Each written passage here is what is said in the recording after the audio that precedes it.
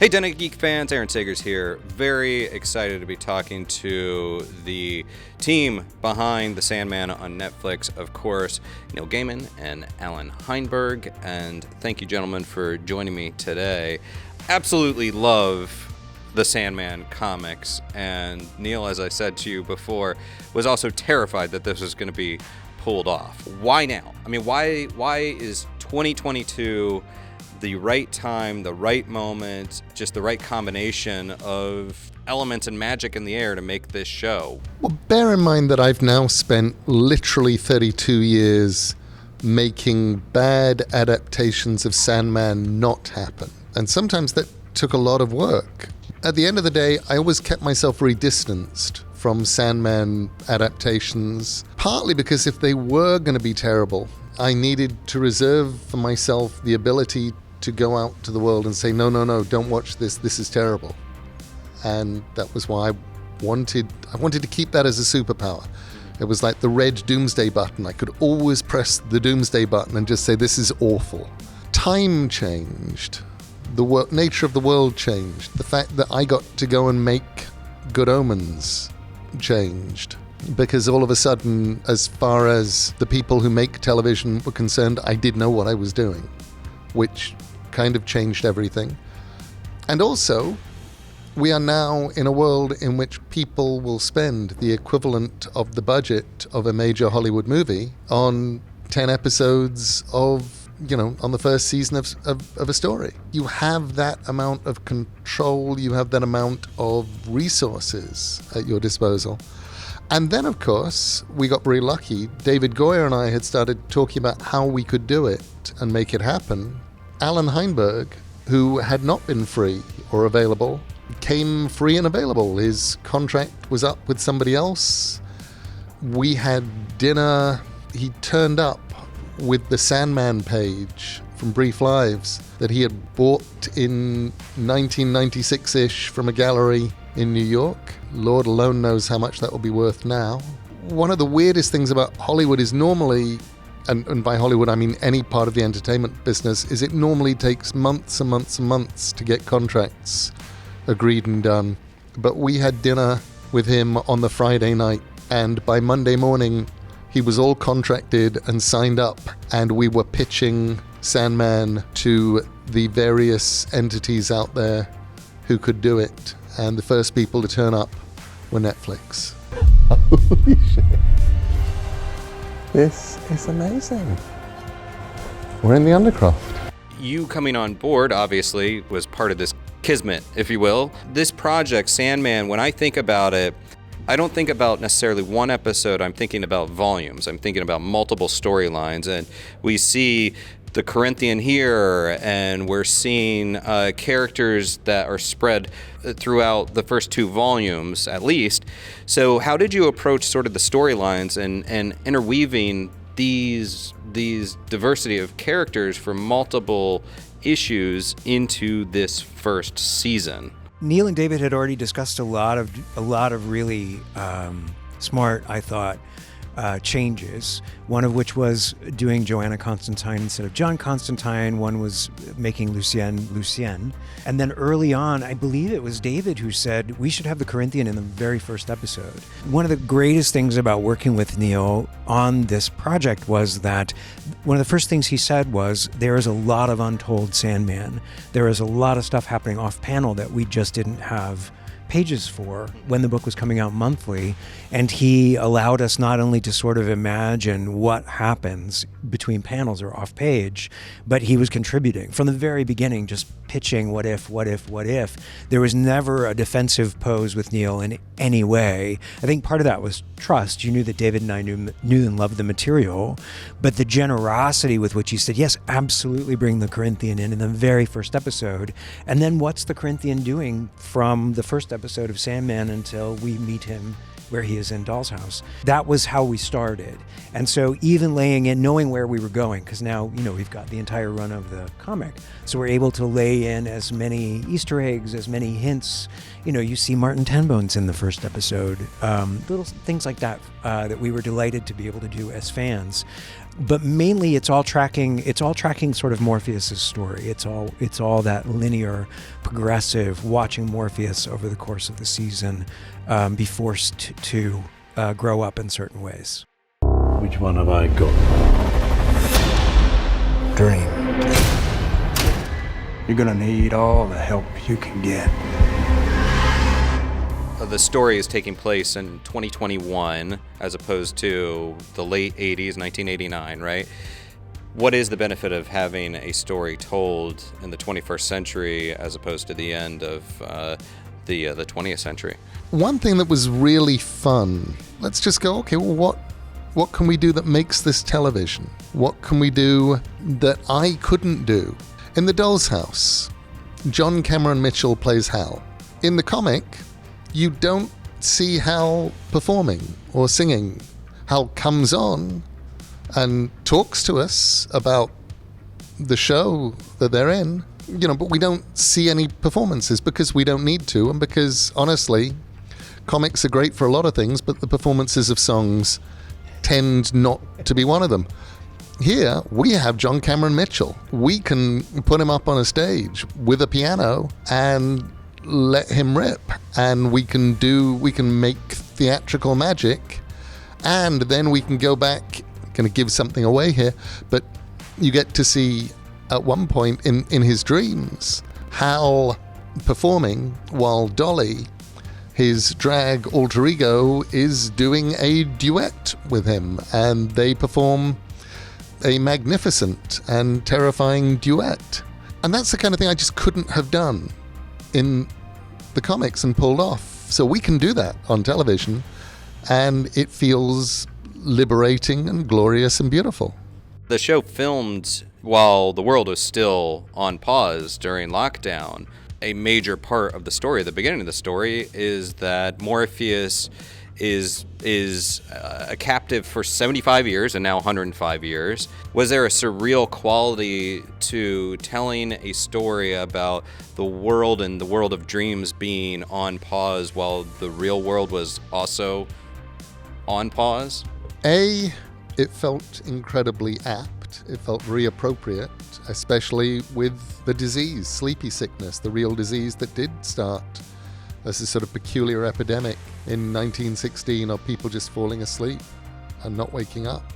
But also, for me, we got to create some incredibly dreamlike moments because we were shooting in a pandemic. Probably the most dreamlike for me is episode 3, where we have Joanna Constantine and Morpheus and Mad Hetty in London. And we shot it during that period of lockdown in November 2020, when nobody was allowed to leave their houses, but if you were a film crew, you were considered a vital thing and you were actually allowed to. But we couldn't have any background artists, so there's no extras. And it's shooting in a London in which nobody was allowed to drive or to move. So everything is completely static, and the only 3 human beings in London, as far as you can tell. It creates a sort of feeling as if you're in a waking dream all the way through, because you've never seen that London. That London doesn't exist, and yet that was the London we were able to shoot in. Now, Neil, you've said that you are taking a more active role than you did on American Gods and less active than on Good Omens. And Allan, you have worked on TV, films, and also are a comic book guy. So talk a little bit about your dynamic with each other and the conversations you had as you're putting together this entire show. Allan, why don't you begin on that? Well, I was terrified, frankly. I'm very scary. Well, yes, I know. I had met Neil once before at a signing at Four Color Images at my friend's gallery, and he had signed my Mr. Punch for me. And I was, you were very intimidating. But also, this is his baby, and this is a baby I have worshipped since it was born as a fan. And I knew that Neil was going to be executive producing it, and I wasn't sure how this was going to go, because in television you have to make a million decisions and you have to make them immediately. And if Neil, I didn't know what it was going to be. And very organically, our conversations, I remember at dinner, they just sort of, it turns out we both love Sandman a lot, and we're both conversant in it and felt similarly the things that we found the most important about Sandman and the reason to tell the story were the same. And I think that's hugely important, that you both believe that you both know what the story is and you both know why you're telling it and why you're telling it right now. I feel very lucky because I had full reign to do whatever I needed to do or wanted to do on a day-to-day basis. And he knew that there weren't any decisions that I was making moment to moment that I wasn't sharing with him. We were emailing a million times a day. We would Zoom a minimum of 3 or 4 times a week. And we would talk on the phone, usually for long stretches on the weekends. And he's watching everything and he's seeing every costume and everything, every prop. He's getting virtual tours of the sets. David Goyer is too. And so we're all sort of in sync in the way that we love Sandman and in the way that we wanted to tell this story. So I wasn't expecting it to become, we weren't in the same place. He was in New Zealand and I was in London the whole time, but he truly was one of my closest connections, human connections during that time and now, which I don't know that I felt blessed by it. As a general rule, just going through life day by day, I have imposter syndrome. I assume that I'm here by luck. It's all some kind of awful mistake, and any moment now people are going to figure it out and then I'll be dispensed with. The weird and wonderful thing about talking with Allan about Sandman was realizing that I know more about Sandman than anybody else does. I could answer his questions. From very early on, he would call me and say, this thing here, and I would go, oh yeah, or oh no, or this, or okay, what's important here? And I would just tell him everything I knew. Allan was getting this sort of weird masterclass in Sandman always. That would always be where the conversations would go or where they'd bounce off from or whatever. You have this relationship with Sandman that you told me is unique in that Neil remembers where he was writing which issue. Like you have an almost, I don't know if photographic memory is the right term, but you remember sensorially, I remember that writing this moment and this is what I was looking at and this is what I felt. And so you get the whole, it isn't, I can't remember. And, as a Sandman fan, there were a lot of mysteries that I expected Neil to be coy about, even with me. And it's been a fanboy dream come true because he'll tell me everything. I'll answer every question. Every question I ever wanted to know. I don't want to make you jealous. I'm feeling very jealous. I think you should all be jealous. Does this allow you the freedom though to also say, Neil, I know these are your babies. I know you know everything in and out about this world and about Sandman, but what if we go in this direction with that character? Did you have the freedom to do that? Absolutely. And did you receive those comments well? And some of the time I would go, yeah, that's a great idea. And some of the time I would go, yeah, that's a no because. Or I'd go, but what about? Or that's a really interesting approach, Allan, but wouldn't we get more mileage if we also used this bit of Sandman from over here and plug that in there? And then we could get to where you're going more easily. And he would be going, oh, yes, you can. So it was incredible. It was never me versus Allan. It was always the two of us working together to get the best Sandman that we could. Mm-hmm. And that's unique. I mean, authors, people who work alone, who are novelists and graphic novelists and who are authors, having the skill to work with other writers, which is a very television-y thing to do, it's not that's not usually what you expect when you team up with an author to adapt his or her work. And from the first second, when David and Neil and I were basically doing our little writer's room upstate, Neil was game and incredibly collaborative, and I said this to you at the time, just a natural for the writer's room. Just, the same rules apply to improv. He never says no. He always says yes and what if, and I didn't expect it. And it's been, a tremendous source of everything. It's been so much fun. I always used to say in interviews about why there wasn't a Sandman movie, and I would say there will not be one until you get somebody who cares as much about Sandman as Peter Jackson cared about Lord of the Rings. And for me, that's what Allan was and is. He cares that much about it. He is not going to let anybody, change the things. I always get a bit baffled on social media where I see people talking about Netflix as if old Mr. Netflix comes down to the set all the time and pulls pages out of the script that he doesn't like and writes dialogue for people and says, oh, you can't do that. No, I'm Mr. Netflix and I'm going to stop me. Because that's not really how it works. This isn't getting made by Netflix. Netflix is the place that you will go to see it. It's getting made by me and by Allan. And the casting decisions, love them or hate them, get made by me and Allan. Nobody has cast anybody that we over our heads or against our wishes. This is an us agreement thing. And I feel honored and thrilled that I'm there all the way as a fellow traveler. And I'm also so happy that Allan is driving the car.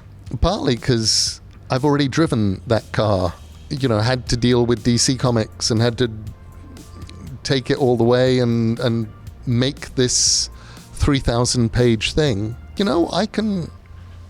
I cannot lose sleep over Sandman. Allan gets to be the one who literally gets to lose sleep. Meanwhile, I'm over in another corner losing sleep over Good Omens 2 and Anansi Boys right now, and so it's not like I'm getting a full night's sleep anyway.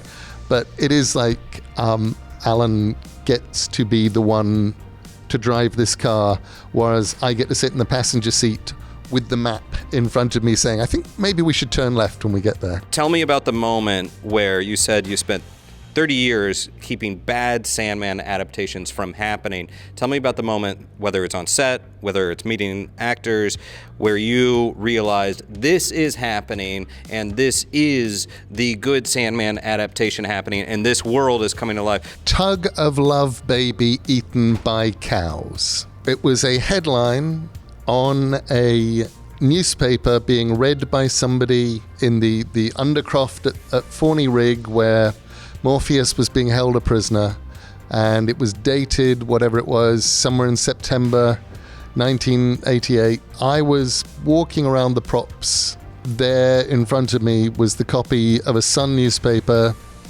dated, September 2022, and Tug of Love Baby Eaten by Cows was the headline. And I thought, it's actually happening, and it's real. And it's being made by people who care and made by people who love the original. I have never experienced so many fans and so many people who loved the thing they were making as I experienced being on the Sandman set. You started to feel like every Sandman fan in the movie and TV world who had heard this was happening had begged, cajoled, murdered if necessary to get onto that set and to be there making that thing. They care as much as you do, and they're determined to get it right.